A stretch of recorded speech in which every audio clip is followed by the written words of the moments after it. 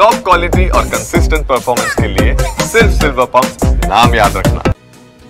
ಇನ್ನು ಈ ಬಿಕ್ಲು ಶಿವ ಕೊಲೆ ಪ್ರಕರಣದಲ್ಲಿ ಶಾಸಕ ಭೈರತಿ ವಿರುದ್ಧದ ಸಾಕ್ಷ್ಯ ಪತ್ತೆಗೆ ಖಾಕಿ ಮುಂದಾಗಿದೆ.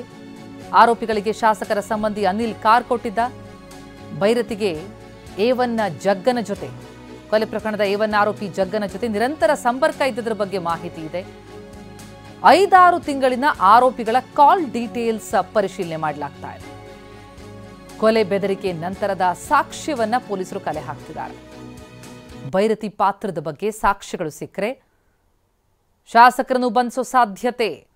ನಾಳೆ ಮತ್ತೆ ವಿಚಾರಣೆಗೆ ಹಾಜರಾದಾಗ ಸಾಕ್ಷ್ಯ ಏನಾದರೂ ಕಂಡು ಬಂದರೆ ಬಿಜೆಪಿ ಶಾಸಕ ಭೈರತಿ ಬಸವರಾಜ್ ಅವರ ಬಂಧನ ಆಗುವ ಸಾಧ್ಯತೆ ಇದೆ.